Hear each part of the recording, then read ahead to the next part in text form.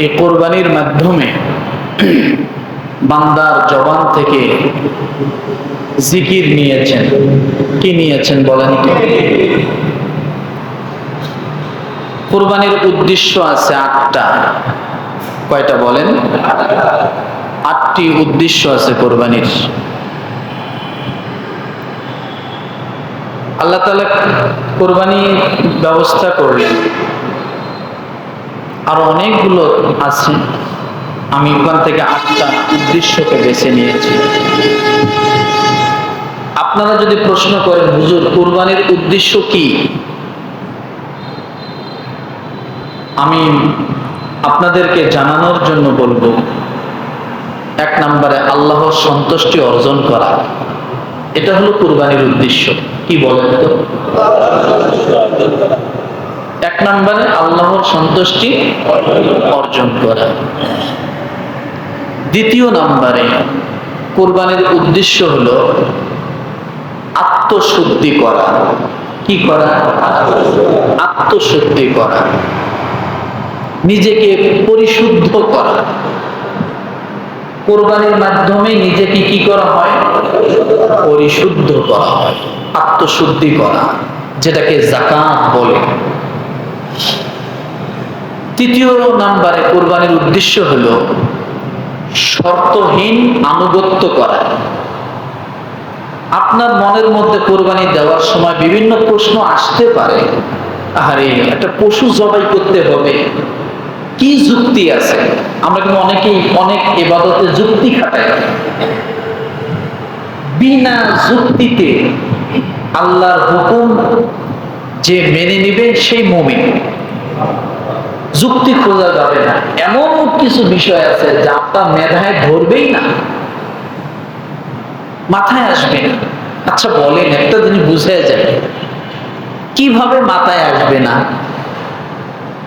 এই যে জমিন আছে না, এই জমিনে 100 তালা 150 তালা বিল্ডিং হচ্ছে, পানির উপরে জমিনটাকে আল্লাহ ভাসিয়ে রাখছেন। এটা কি মাথায় ধরে? আবার যে পানির মধ্যে আল্লাহ তাআলা জমিনটাকে ভাসিয়ে রাখছেন, তাহলে ওই পানি কিসের মধ্যে আছে? ওই পানির নিচে আল্লাহ তাআলা আগুন নিয়ে ভরপুর করে রাখছেন। পানির নিচে কি? পানির নিচে কি? আগুন। আগুনের উপরে পানি আর পানির উপরে জমিন। এগুলো মাথায় আসবে না, আপনি যুক্তি খাটালেও আসবে না।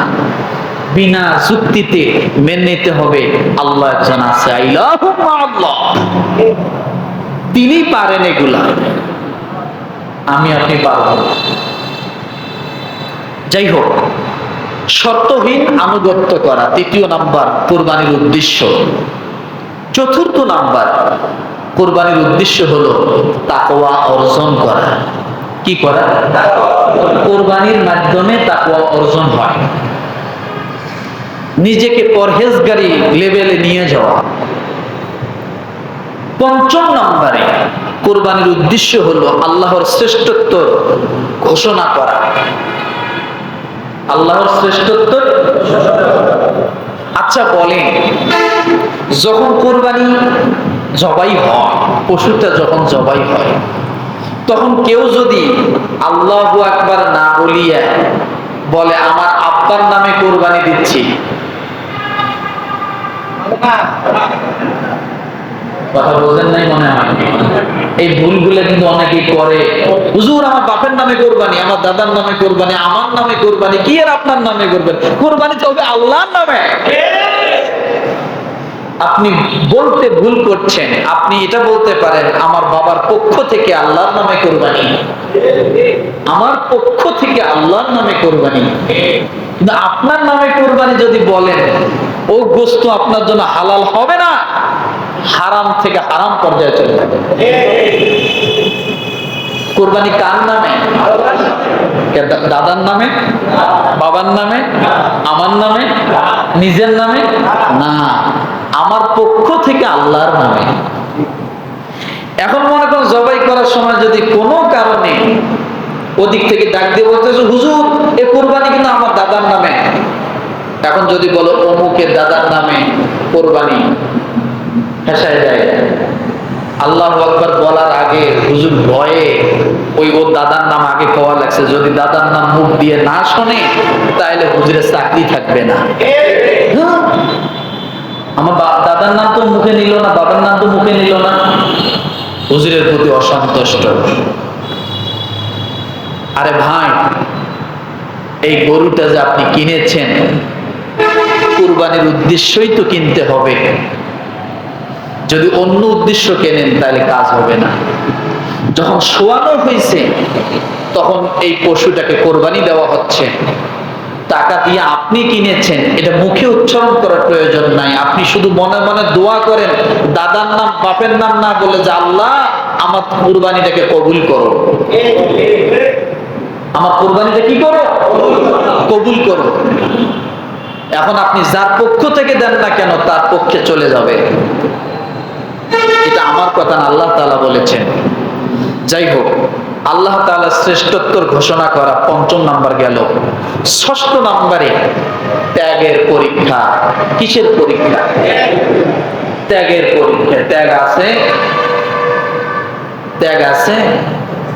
১৬ বছর যারা ত্যাগ স্বীকার করছে, এখন সুদে আসলে সব একবার লুটে পুটে নিচ্ছে। হাইউতাস শুরু হয়ে গেছে। ১৬ বছরের পানি একবারে খাইতেছে। এখন আর পানি টাঙ্কিতে দেওয়া দরকার নাই, ওর পেটটাকে টাঙ্কি বানান, ডাইরেক্ট মোটরের সাপ্লাই ওর পেটে দেন। কত খাবি খা।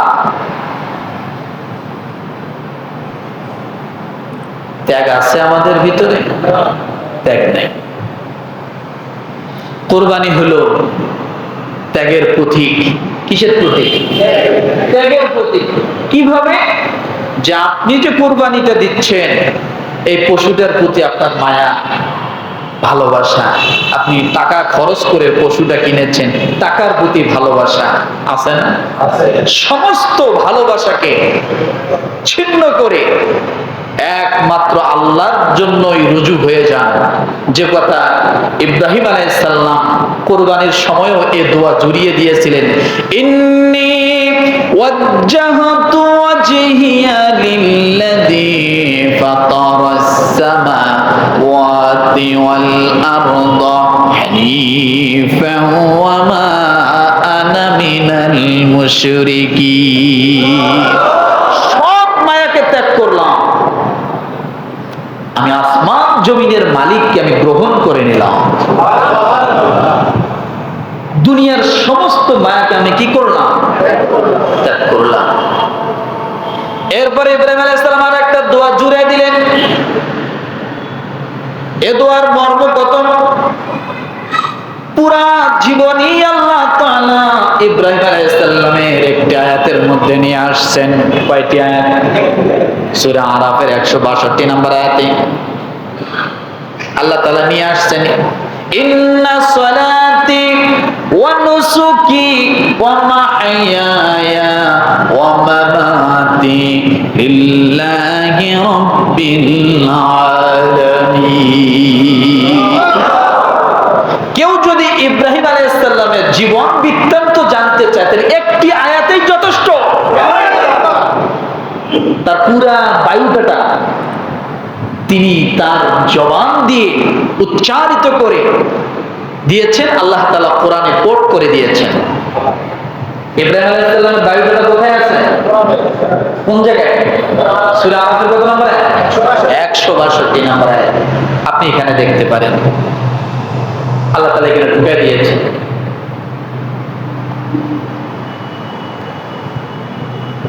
এটাও কেন বললেন তিনি? ত্যাগটা কি করছেন তিনি? ইন্না সালাতি, আমার সমস্ত নামাজ, নিশ্চয়ই আমার নামাজ, ওয়া নুসুকি, আমার জীবনের যত ইবাদত আছে। কি বলেন তো? আমার জীবনের যত ইবাদত আছে, যত পরীক্ষা আছে, যত কুরবানি আছে, আমার হায়াত, আমার মৌত সব একমাত্র আল্লাহর জন্য। অর্থাৎ আমি জীবনে যত কোরবানি করেছি আল্লাহর জন্য, যত পরীক্ষা দিয়েছি আল্লাহর জন্য, যত নামাজ পড়েছি আল্লাহর জন্য, কাবা নির্মাণ করেছি আল্লাহর জন্য, হজ করেছি আল্লাহর জন্য, মায়ের খেয়েছি এটাও আল্লাহর জন্য, আগুনে পুড়েছি এটাও আল্লাহর জন্য। পুরা জীবনের বায়োডাটাতে আল্লাহ তাআলা এই একটি আয়াতে ঢুকাই দিয়েছে, এটার নাম ত্যাগ। তো কোরবানির ৬ষ্ঠ নম্বর উদ্দেশ্য হলো ত্যাগের পরীক্ষা উত্তীর্ণ হওয়া। ৭ম নম্বরে সামাজিক ও পারিবারিক ঐক্য প্রতিষ্ঠা করা। সামাজিক এবং পারিবারিক ঐক্য কি করা? কথা বলে না, প্রতিষ্ঠা করা। কিভাবে? কিভাবে? সকলে মনোযোগী হন, ইম্পর্টেন্ট একটা কথা, আগেও বলেছি আবারও স্মরণ করে দিয়ে দেই। 3টা জায়গায় মানুষ ছাড়া মানুষ চলতে পারে না। কয় জায়গায়? কথা বলে না, সকলকে জবান খুলতে হবে। আমি বলি এটা ক্লাস, জবান খুলুন, মেধায় ঢুকবে, সিনায় বসে যাবে। 3টা জায়গায় মানুষ মানুষ ছাড়া চলতে পারে না। রাজা হোক, বাচ্চা হোক, যত বড় দাম্ভিক আর অহংকার হোক, সে যদি বলে আমি আমার মানুষের প্রয়োজন, এটা ভুল কথা। 1 নম্বরে ঐক্য প্রতিষ্ঠিত হয় কি করে সামাজিক পারিবারিক, এইটা বোঝার জন্য এই 3টার কথা নিয়ে আসছি, তাহলে বুঝতে সহজ হবে। 1 নম্বরে বিবাহ শাদীতে মানুষ ছাড়া বিবাহ হয় না। কি ছাড়া? আচ্ছা মনে করেন একটা ছেলে আর একটা মেয়ে, দুইজনেই যদি চিন্তা করে যে আমরা দুইজনে বিয়ে করব, ডাইনে বামে কাউকে রাখবো না, কাউকে জানাবো না, বিয়ে হবে? হবে? কোনদিন হবে? কেন? সাক্ষী লাগবে তো। বিবাহের মানে কবুল বিবাহ এবং বিবাহ শুদ্ধ হওয়ার ভিতরে সাক্ষী তো একটা শর্ত। সাক্ষী ছাড়া বিয়ে হবে? তাহলে বিবাহ সঠিক এবং শুদ্ধ হতে হলে, হালাল হতে হলে সাক্ষীর প্রয়োজন। তাহলে বোঝা গেল মানুষ লাগবে, তাছাড়া বিবাহ হবে না। 2 নম্বরে আপনি যেদিন মারা যাবেন, এই মানুষগুলোকে মারা যাওয়ার পরে লাগবে। পানি যদি আপনার মারা যাওয়ার সময় কেউ মুখে নাও দেয় তাও চলবে, আপনি মরবেন। এই পানির অপেক্ষায় আপনার আটকে থাকবেন নাকি? বলে না এখনো পানি আমাকে দেয়নি, দেও, আমি তাড়াতাড়ি যাই, ঢোক গিলে যাই গিয়া, এমন কিছু। পানি যদি আপনাকে কেউ না দেয় কোনো সমস্যা নেই, আপনি পানি খাইলেও যাইবেন, কথা বলে না খাইলেও যাইবেন, থাকতে পারবেন না। কিন্তু মরলেন যে, খাটে মরেন, ঘাটে মরেন, রাস্তায় মরেন, আর বারান্দায় মরেন, বাজারে মরেন, যেখানেই মরেন না কেন, লাশটা তো সরাইতে হবে, মানুষ লাগবে, গোসল করাইতে হবে। বলে হুজুর আমার গোসলের দরকার নেই, তাহলে কি করতে হবে? হিন্দু মতো যদি পোড়াইতে হয় তাও তো মানুষ দরকার। একে কিছুই যদি না করে খাল খুঁড়ে যে আপনাকে মাটির তলে রাখবে তাও মানুষ দরকার। তাহলে মানুষ ছাড়া মরা যাবে? মানুষ ছাড়া মরা, মানুষ পাশে রাখে মরতে হবে। এই হলো 2 নম্বরে। 3 নম্বরে যে বিষয়টা, সেটা হলো কোরবানির সামাজিক এবং পারিবারিক ঐক্য প্রতিষ্ঠা কিভাবে করে। আপনি যে কোরবানি দিবেন, আপনি যদি মনে করেন আপনি একাই 1 লাখ টাকা নিয়ে হাটে গেছেন, যাওয়া যাবে, বলে গরু একাই কিনবো, কেনা যাবে, গরু কিনে একাই নিয়ে আসবেন, সেটাও করা যাবে। কিন্তু আইনে যদি বলেন আমি একাই ঘাস খাওয়াবো, খাওয়াইতে পারবেন, গোসল করাবো, করাইতে পারবেন, সব ঠিক আছে। কিন্তু ভেজালটা হলো ওই জবাই দেওয়ার আগে যে আপনি ঠ্যাং বাঁধতে যাবেন, গরু আপনার একটুকু খাতির করবে না। বলবে আগে 2 দিনে লাত্তি খায়া নেওয়া মাস। কথা বলেন, এদিকে বাঁধবেন ওদিকে ছুটে যাবে, ওদিকে বাঁধবেন এদিকে ছুটে যাবে। তখন কি করবেন? একজনে ডাক দিবেন, ভাই আস। বলে কি? ওই ঠ্যাং ধর, আমি ধরি। এরপরে ধরিও দেখবেন গরু শোয়ানো যায় না। নিজে নিজে চেষ্টা করিয়া যখন পারে না, তখন ওরে নিয়ে আসে। যাদেরকে নিয়ে আসলো এরা আসার পরে বলে সুবহানাল্লাহ, একেবারে মাল কাঁচা কারে কয়, এমন ভাবে লঙ্গি কাঁচা দিছে রবীন্দ্রনাথ ঠাকুর ফেল। কেরা ফেল? কে? রবীন্দ্রনাথ ঠাকুরের কথা কেন বললাম? ওই যে নিচ দিয়ে দিয়ে পিছন দিক দিয়ে তারপরে কি করে? একটা গঞ্জে। তো তাও লুজ ছিল। এই কোরবানির সময় অনেকে আছে যে গরু ধরার সময় এমন কাঁচা দেয়, জান যায় অবস্থা আছে না? তার মানে বোঝা গেল মানুষ ছাড়া কোরবানি দেওয়া কিছুটা হলেও লাগবে। এরপরে যদি বলেন যে আপনি একাই গরু কোটা বাছা করবেন, আল্লাহর রাস্তে 3 দিনের আগে শেষ হবে না। কয়দিন? 3 দিনের আগে ওই কোরবানির গোশত আপনি খাইতে পারবেন না। অবশ্যই ইদানিং কিছু চালাক লোক আছে, আগে ঠ্যাং কাটি নিয়ে যায় ফ্রিজে থয়, আছে না? আছে।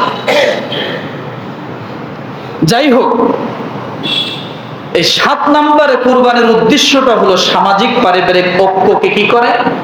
প্রতিষ্ঠিত করে। এর বিশদ ব্যাখ্যা সামনে দিব। 8 নম্বর উদ্দেশ্য হলো কোরবানির দারিদ্র বিমোচন করা। কোরবানির মাধ্যমে কি হয়? দারিদ্র বিমোচন হয়। আমার কাছে একটা রিপোর্ট আছে, এই কোরবানিকে ঘিরে প্রায় 70,000 কোটি টাকা লেনদেন হয়। মশলার দোকানদার সারা বছর বেচতে না পারলেও কোরবানি আসলে চান্দা। ঠিক কালকে কয়ে মনে মশলা কেনেন না, মনে হয় কিনবেন কি মশলা? এখন তো ওই প্যাকেটেরটা খাওয়া শুরু করছেন রেডিমেড, আর প্যাকেটেরটা খাইতে যায় ইটের গুঁড়ে ছাড়া কিছু নাই। রাগ করবে?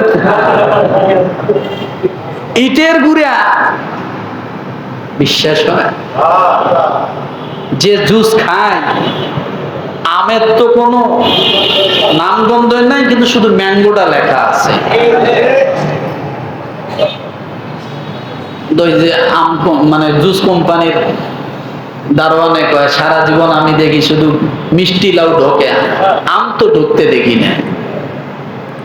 নাম দিছে ম্যাঙ্গো জুস। যত রেডিমেড হবে তত 2 নাম্বার হবে। যত অতীতে থাকবেন তত খাঁটি থাকবেন, যত ভেজাল সামনে। আমার ভাইয়েরা, তাহলে দারিদ্র বিমোচন করে, এটা হলো কোরবানির উদ্দেশ্য। মনে থাকবে?